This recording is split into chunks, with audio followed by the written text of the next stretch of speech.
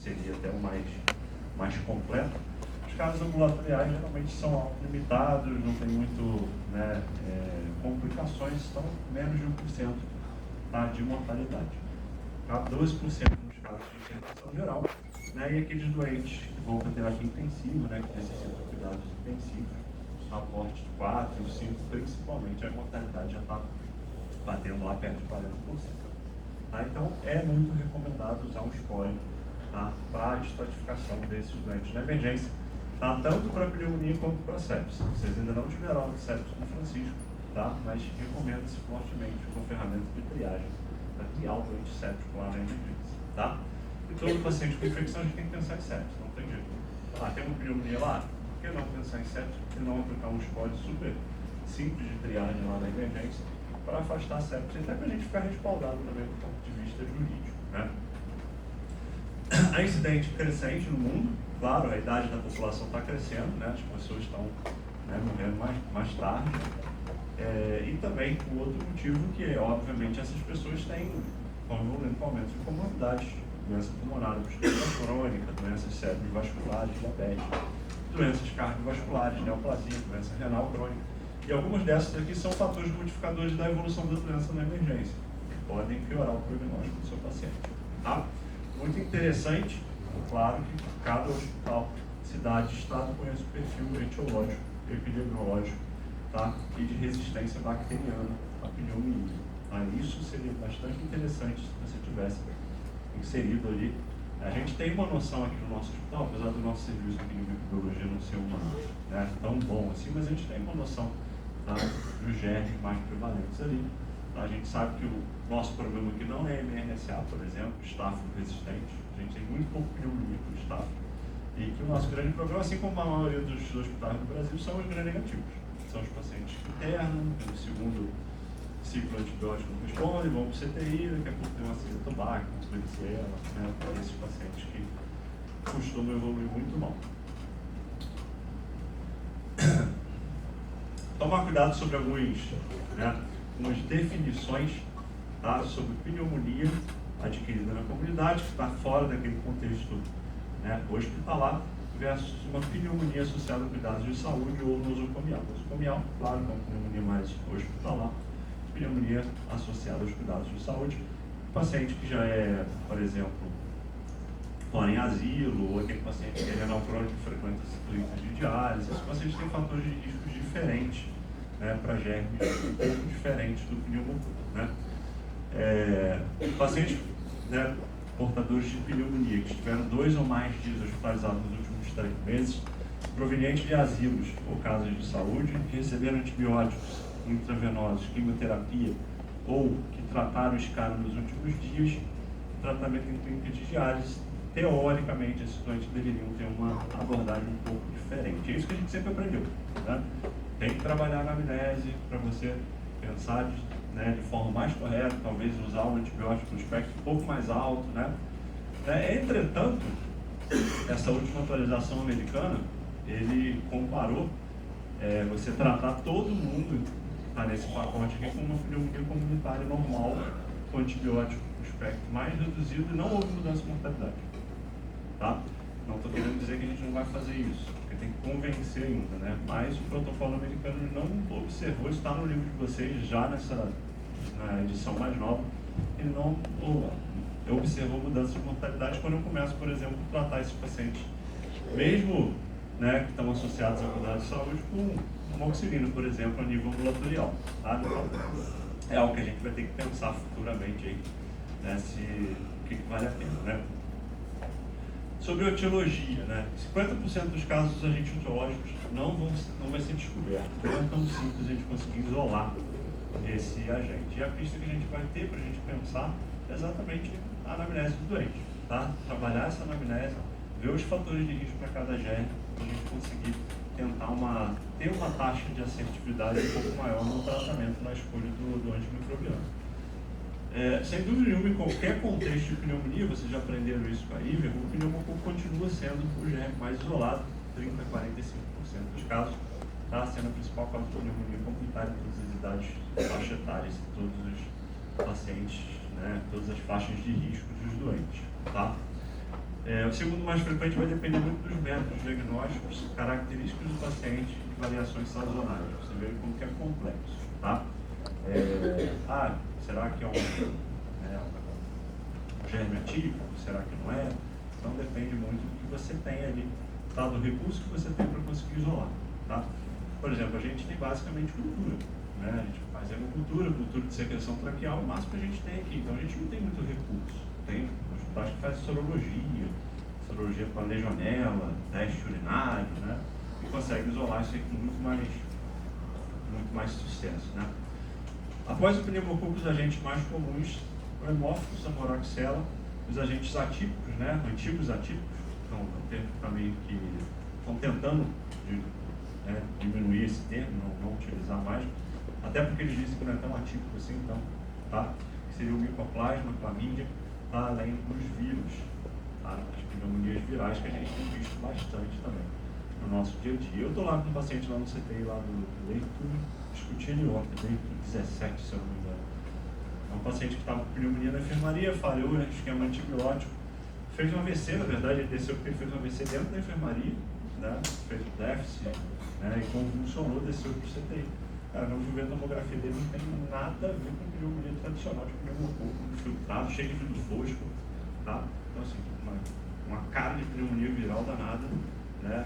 Não é Covid, não é teste negativo, né? Então, assim, só que já estava com 5 dias, né? Nem antirretroviral dá para fazer para esse paciente lá, tá? Vou tentar fazer a painel viral lá para ver se isola alguma coisa. Uma pneumonia clássica por pneumococo, tá? Com uma condensação já em organização bonita aqui. Uma pneumonia extensa, deve estar pegando logo ápice, logo médio, pelo menos aqui nesse doente. Tá? Sobre os germes atípicos, né? O que eles falam? Quanto mais você procura, mais você vai achar. Tá? Micoplasma, clamídia, legionela, tá? Maior vai ser a chance de encontrar. Então é a pneumonia que a gente vê toda hora. Geralmente são doentes mais graves. Paciente com infiltrado intersticial difuso, lembra muito a pneumonia viral. Tá? E doentes hipoxêmicos, pacientes bem mais graves do que a pneumonia por pneumococo. Tá? Eles podem causar pneumonia em todas as idades, com todas as comorbidades. Por isso que eles falam que também não seja tão atípico assim. E estudos mostraram que até 25% dos pacientes podem ter infecções mistas, né? Isso pode impactar no pior prognóstico. Tem pneumococo, mas tem um germe atípico desse também envolvido. A recomendação hoje é tratar para germe atípico de pneumonia comunitária. É associar o macrolítico, que vai ser a grande droga que vai pegar isso aqui, tá? Olha como que é diferente um raio-x para um germe atípico, né? Lembra uma tuberculose miliar, lembra um quadro viral intersticial difuso, né? Não tem nada a ver com aquela pneumonia lobar clássica de pneumococo, não. Tá? Então, todos salpicados em pneumonia por micoplasma, gravíssima. O paciente fica muito hipoxêmico, aí muita área de troca. Então, assim, hipoxemia chama muita atenção. Uma pneumonia dessa aqui comprometer a troca do seu paciente já tem que ser muito extensa. Uma pneumoniazinha não vai dar hipóxia em ninguém, a verdade é essa, tá? Sobre os gram-negativos pseudomonas, tá? Talvez aí esteja um grande problema nosso hoje, como Brasil, né? De pneumonia hospitalar, tá? Visto nos pacientes mais graves, nos pacientes porte 4 e 5, no curve 4 e 5, tá? Tem risco aumentado de impacto para gram-negativo, esses doentes mais graves, com mais comorbidade. Quais são os riscos de infecção por bacilos gram-negativo entérios? Né? Basicamente, o que a gente tem que trabalhar na anamnese? Pacientes de casos de repouso, múltiplas comorbidades, doença cardiopulmonar de base, recente terapia de microbioma de amplo espectro. E o risco de infecção por pseudomonas, que é um grande mal que a gente vem vivido aí a nível hospitalar, aquele paciente com uma DPOC exacerbada, né, avançada, doença pulmonar parencimatosa, paciente com dor de fibrose pulmonar, bronquiectasia, uso de corticoide por longo tempo, tá? Antibióticos de largo espectro, né, por mais de 7 dias, no último mês, neutropenia, imunossupressão e internação nos últimos 30 dias. Isso é interessante vocês trabalharem na anamnese do paciente que chega lá na emergência. Isso tem que ser perguntado, não tem jeito, tá? Porque beta-lactâmico comum não vai pegar pseudomonas. E se você tiver diante de um paciente que vem de comunidade com pneumonia por pseudomonas e não tratar, provavelmente você não vai ter um sucesso interessante. Tá? Já existe pseudomonas aí, paciente vivo de comunidade, infecções pseudomonas, mas geralmente não chegam tão graves. Tá?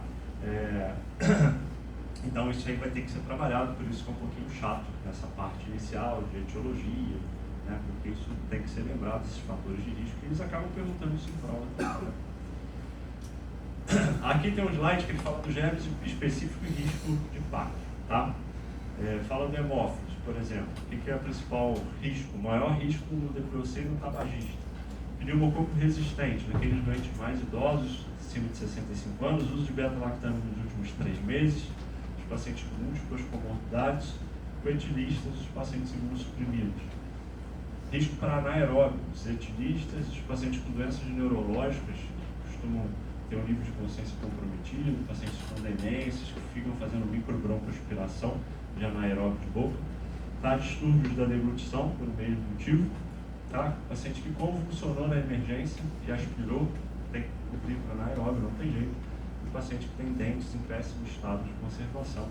E aí é interessante você, como médico, né, que vai promover a saúde, você também se atentar a isso aí. Pneumonia viral, tá?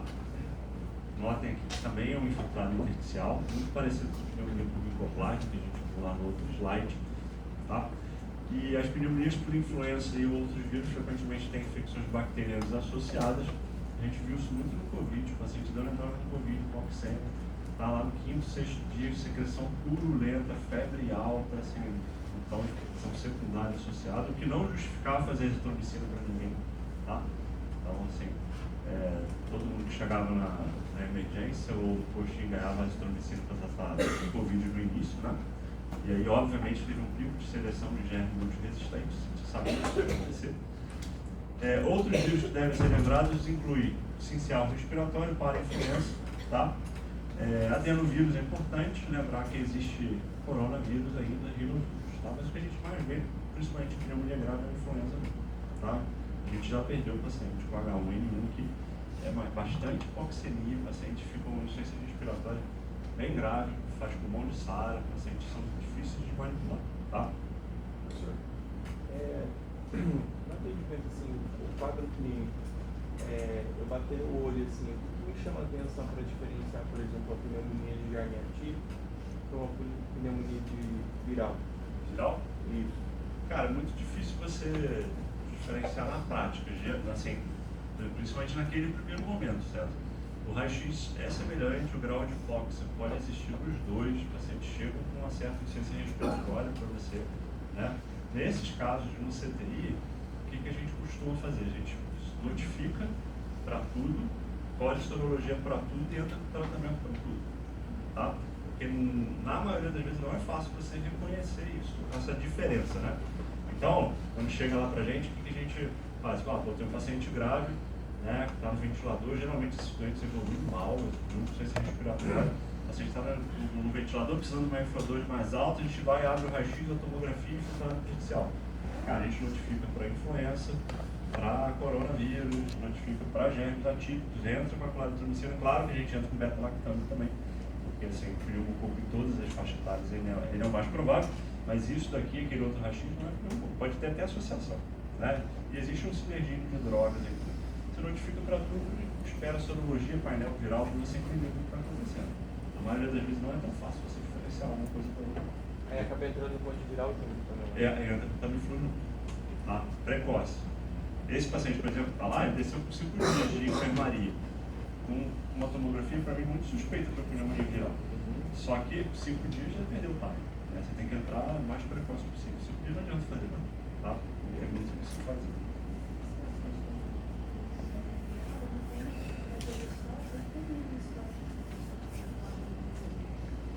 Às vezes não. Esse é o problema.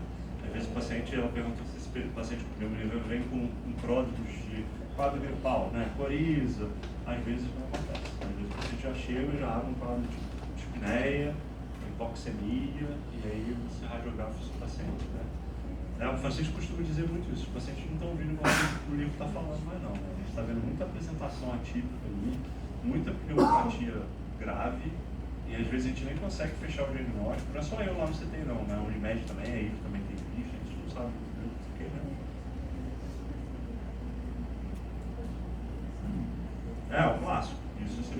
Aí sim, o paciente às vezes vem com quadro gripal, né, meio arrastado, lá numa semana de evolução, e daqui a pouco vira para pneumonia, aí faz infecção purulenta, febrial, né, isso é o clássico, né? Mas às vezes o paciente já se apresenta assim, na emergência, né? Dispneico, fica às vezes 2, 3 dias em casa, dinâmico ali, né, dispneico, mas não procura emergência, quando procura, já procura com um raio-x já todo comprometido. Felipe, o profissional que trabalha no hospital, Sim. Você já automaticamente você já pensa em germe atípico? Como assim? Pelo fato dele estar o dia a dia no hospital, não é como se ele tivesse ficado internado nos últimos meses. Tá. Teoricamente não, tá? Porque teoricamente são saudáveis, né? Já que você tocou nesse assunto, há uns anos atrás, isso deve ter bastante tempo, uns 8 anos atrás, eu posso falar o nome do menino porque assim, não está mais trabalhando com a gente. Tinha um rapaz da higienização, o Diogo, que chegou no final de semana com ciência respiratória, do nada. Ele era um pouquinho obeso, né? E o raio-x dele era impossível, né? E aí, pô, ele trabalha no hospital, tem algum fator de risco, não sei o que. Cara, em princípio, a gente foi na literatura, eu lembro até hoje, a gente não achou nenhum fator de risco para exposição, só porque trabalha no hospital, tá? Mas a gente fechou um pneumonia com uma compliance para ele, a sorologia foi positiva, e a gente não tinha ainda padronizado a claritromicina no hospital. A gente pediu para comprar, tá? Para a farmácia comprar, na época o hospital era bem, isso aí já deve ter quase 10 anos. E aí que a gente fez a claritromicina foi que salvou isso, foi entubado, ficou grave, né? Então assim, a partir dali foi, gente, não tem como não trabalhar no hospital e tem um CTI que não tem macrolítico venoso para fazer, não tem opção, né? Porque a claritromicina não é barata, é bem carinho, né? Mas foi um caso assim que eu vi a associação. Será que foi porque trabalhava no hospital? Né? A gente procurou na época, a gente não achou nada que, né? Senão todo mundo tá ferrado. Eu, foi claro, né?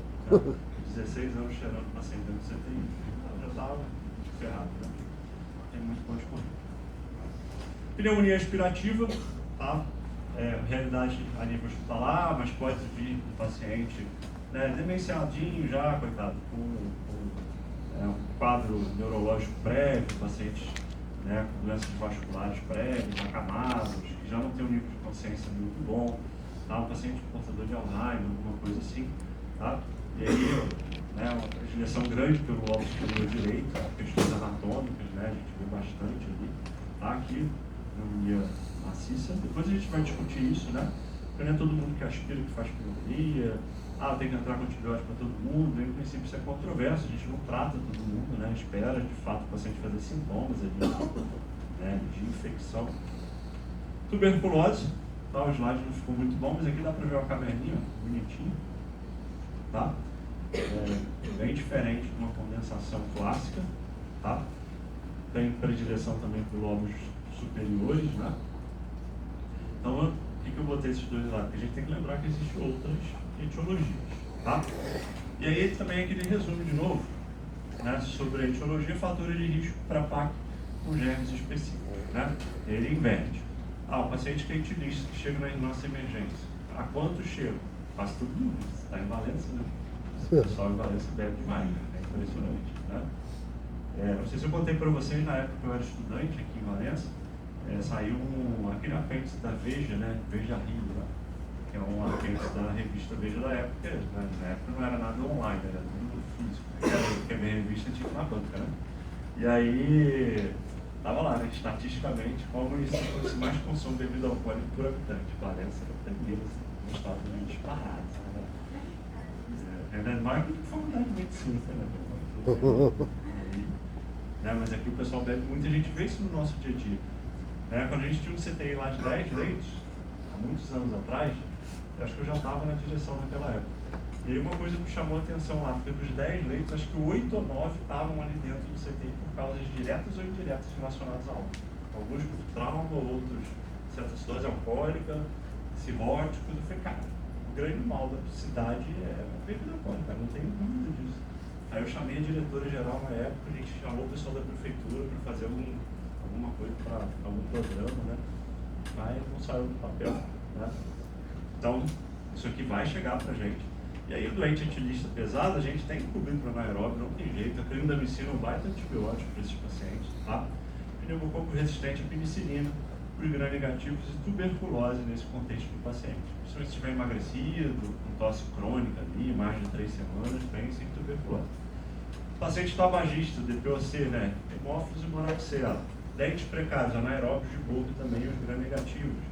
Moradores de casas de repouso, gram-negativos e anaeróbios. Então você tem que pensar um pouco diferente nesse paciente.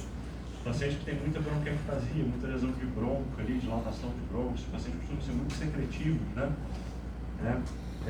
DPOC, corticoide, fibrose cística, pensar em pseudomonas, né? Obstrução brônquica, né? Anaeróbios.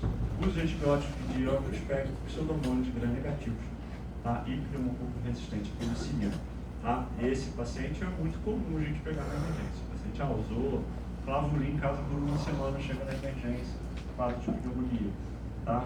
Talvez eu precise ampliar o espectro para pseudomonas e gram-negativo, pegar um cefepime, um potássio já, para cobrir pseudomonas, tá?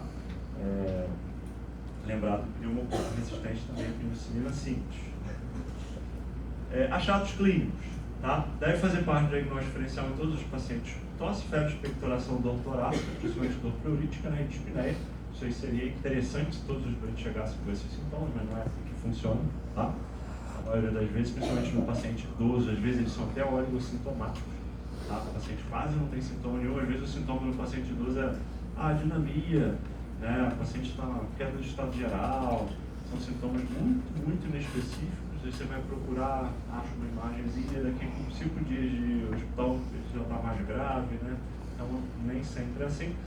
Claro, um paciente jovem, igual a idade de vocês, aí eu espero que vocês façam, né, bastante sintomas, febre alta, tosse, fica intoxêmicos, né, expectoração com catarro amarelado, né, se pegar pleura vai ter dor torácica, tá, não tem jeito, tá, e dispneia. Achados da história do exame físico não apresentam boa acurácia, eu acabei de falar, não tem muita boa acurácia isso, tá. O exame físico normal, por exemplo, não exclui pneumonia, com certeza, isso o livro coloca. Tá, não sou eu que estou dizendo, não. Tá? Marlon lê essas duas frases e até chora. Precisa de exame complementar, não tem jeito. Sobre a história, pode estar ausente em idosos imunossuprimidos, a febre, né? E pacientes com graves comorbidades, ciência cardíaca, doença renal crônica. Esses pacientes às vezes não se apresentam com febre para a gente.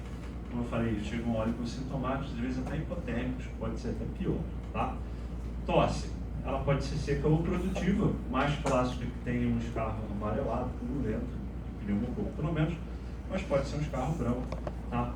Ou com hemoptóide, raias de sangue, dependendo, né? Se pegou região endobronca, ali pode, de fato, sangrar um pouquinho. Dor torácica ventilatória dependente, se pegar pleura, dor pleurítica, né? E dispneia, calafrios, tá? E sintomas inespecíficos sistêmicos. Você fala, vômito, artralgia, fadiga, diarreia, queda do estado geral no paciente idoso. Então, isso tudo tem que ser suspeitado. Então tudo na emergência pode ser pneumonia. A grande verdade é que pneumonia é a principal causa infecciosa que leva o paciente ao hospital e às vezes ela de fato é oligossintomática. Então você tem que ter um alto índice de suspeição, tá? Para pneumonia, às vezes na emergência. Exame físico, tá?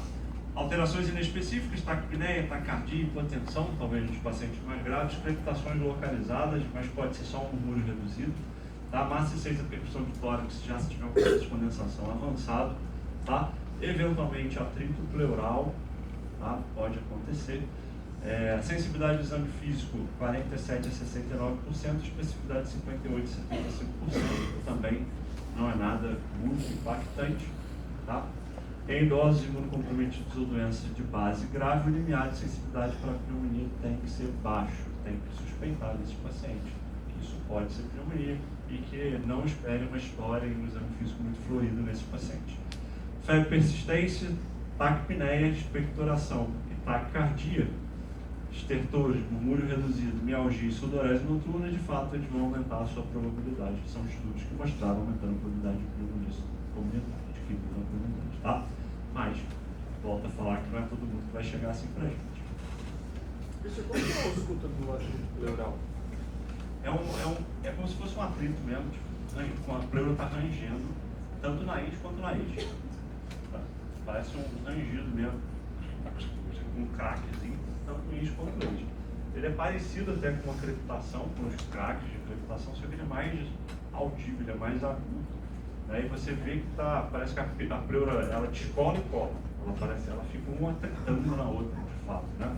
Já vi algumas vezes, não é tão comum assim da gente ver, mas já vi algumas vezes, tá? Tem um simulador novo, você não é mais monitor não, chegaram 2 simuladores novos ontem pela primeira vez, são perfeitos ao escuta deles, né? Que tinha aqueles troncos que a gente dava para vocês que pareciam um sapo, né? Ele era muito bom, né? Esses novos são muito bons, assim, o diatrito pleural é bem legal, tá? Assim, ele puxa muito para a realidade, os 2 que chegaram lá, que a gente estreou ele ontem, né? Bem interessante.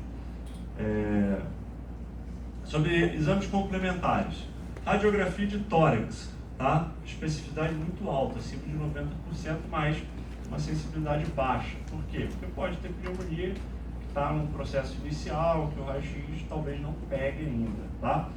Mas se tiver alteração, especificidade sobe, lá para cima, tá?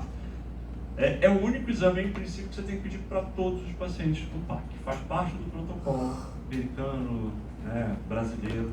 Suspeitou de pneumonia, tem que pedir raio-x, tá? Mesmo que o paciente esteja muito bem obrigado, seja um curve 0, que você vai liberar ele para casa, o raio-x tem que entrar, tá? Útil para confirmar uma consolidação parenquimatosa, afastar outras causas, então ele vai mudar a sua conduta em alguns casos. Tá? Fornece informações adicionais de cavitações, derrames, número de lobos acometidos, se a doença multilobar, complicações tipo derrame pleural importante, alguma coisa nesse sentido, que vai trocar a sua conduta, tá? Solicitar em 3 ou 4 dias, caso não haja melhora com antibióticos terapia, principalmente no paciente que vai ser internado. Internei um paciente ao curvo 2, botei ele na enfermaria. Daqui a 3 dias eu vou lá reavaliar meu paciente e ele não tem uma melhora, né, expressiva. Ou você está diante de uma falha terapêutica, diante de um probiótico, tá? E aí o ideal é que você repita com o exame de imagem. Pode fazer raio-x. Entretanto, suspeitou de uma complicação, de algo, né, que você não esteja conseguindo avaliar direito, aí a gente já recomenda, de fato, fazer tomografia de tórax, que a sensibilidade já vai lá para cima, 95%. Tá? É o melhor exame, não tenha dúvida disso, para avaliar parênquima pulmonar. O que não pode acontecer é o que está acontecendo hoje. O paciente chegou com o dedão no pé, vamos fazer uma tomografia do dedão pro pé. Já que vai fazer do dedão, vamos fazer do pulmão também. Francisco fala, síndrome de Jaque, né? Jaque é um AVC, eu vou fazer um tórax também para ver como é que tá. E aí você faz 250 mil exames à toa, né, onerando o sistema de saúde, não tem necessidade, tá? E a gente hoje ganhou o advento, né, da ultrassonografia de tórax, excelente alternativa com a sensibilidade e especificidade muito alta, acima de 90% também, tá? Bem legal com pneumonia, para ver broncograma ali, bem interessante, tá? E se tiver, por exemplo, vilia B pulmonar, beleza, isso é espessamento septal. Mas o paciente tem contexto de febre, tosse, então provavelmente é um processo inicial de organização, está pegando certo, tá? Então é uma excelente alternativa, não faz mal, você faz ali a beira-leito desse paciente rapidamente. Uma pneumonia complicada, né? Derrame pleural clássico aqui, tá? Sobre os exames de laboratório, tá? Eu preciso solicitar exames de laboratoriais para todos os pacientes? Em princípio, não. Tá? Acabei de falar isso para vocês. Paciente que será tratado a nível ambulatorial e sem fatores modificadores da doença, solicitar apenas raio-x de tórax e antibiótico terapia oral, liberar esse paciente para casa. Mas é um absurdo, na simulação eu faço isso com internato, na simulação é um absurdo eu pedir exame laboratorial. Tem até uma simulação de sepsis, algum grupo já deve ter feito comigo. Cara, eu até falo, não acho que é um absurdo, você fez, não acho que foi um absurdo, vocês pediram exame. Cara, assim, você está diante de uma pneumonia, um paciente que tinha um curve 1, 60 e poucos anos. Você vai ficar muito mais confortável de pelo menos um hemograma, uma bioquímica básica ali, né? Mas o livro fala de fato que não precisaria. Teoricamente, só com raio-x você estaria respaldado, tá? Não é que esteja errado, não é que esteja certo, tá? O que está na literatura é isso aqui, tá? Mas eu não julgo quem pediu exame para pneumonia, porque é um caso, né? A principal causa de óbito a nível de infecção, né? Irei solicitar exames laboratoriais em caso de internação hospitalar, tá? Ou presença de algum fator modificador da doença, que a gente vai ver ali na frente quais seriam, que o livro traz desses fatores modificadores de doença, tá? E pacientes com internação hospitalar, exames laboratoriais básicos são indicados, incluem hemograma, ureia, creatinina, sódio, potássio e glicemia, aqueles exames básicos, né, de bioquímica, né, e função renal. Presença de fatores modificadores da doença, tipo patopatia, insuficiência cardíaca, neoplasias ativas, doença pulmonar obstrutiva crônica, entre outros também, é indicação de exame laboratorial, mesmo que o paciente esteja muito bem. Tá? Não estou falando aqui de hipertensão ou diabetes, que o caso lá o paciente era hipertenso diabetes, mas estava super compensado, não entra como fator modificador da doença. Tá? Em casos graves, solicitar exame para avaliação de disfunção orgânica. Aí abrir protocolo de sepsis, que a gente fez lá na aula, tá? Com alguma ferramenta de triagem, tá? E complementar aqui com função hepática, com o problema lactato arterial, aqui de bilirrubina, a gente vai abrir o protocolo e aplicar o sulfa nesse paciente, para ver se de fato ele está séptico. Paciente para internação, considerar a pesquisa etiológica da pneumonia. Isso é uma recomendação. Todo doente que se for colocado dentro do hospital para tratar ele, seja a nível ambulatorial ou a nível de terapia intensiva, é indicado você tentar isolar esse germe de alguma forma. Tá? Aqui estão as alternativas possíveis. Exames como GRAM e cultura de escarro. Isso a gente consegue fazer aqui em Valença. Beleza. A cultura de escarro é boa? Depende. Se vier acima de 10 a terceira com um germe único, é validada. Né? Só que muitas das vezes vem com 3, 4 germes diferentes, né? Não vem uma quantidade de colônias interessante, você não pode utilizar o tá? Hemocultura, que você vai fazer no protocolo de sepsis, tá? Nesse paciente. Então tenta isolar pela hemocultura. Ensaios para legionela e pesquisa de antígenos urinários. Isso aqui a maioria dos hospitais públicos não faz. Ensaios de PCR para micoplasma, clamídia, pneumonia, vírus respiratórios. Também não é tão simples de fazer. Hoje a gente consegue mandar o painel viral lá para Fiocruz, no Rio, tá? E pedir sorologia para micoplasma, por exemplo, aqui. Né? Mas vai para fora, demora 5 dias para chegar ou mais. Tá? Então você tem que tratar empírico até chegar a esse resultado. Então é um diagnóstico que vai ser depois do tratamento. Ou se o paciente está muito bem, obrigado, se recuperou, ou ele, né, obviamente evoluiu mal. Pacientes, outros exames que a gente pode pedir, tá, para pacientes internados. Uma prova de atividade inflamatória, PCR ou procalcitonina. Tá? PCR, por exemplo, a gente nem vem recomendando, por ele é muito inespecífico. Tá? Seria mais interessante como índice prognóstico. Tá? Pedir uma PCR na admissão, tá 60. Beleza. Com 3 dias de tratamento, meu PCR foi para 200 e pouco. Talvez o paciente continue inflamado, não está respondendo de forma adequada.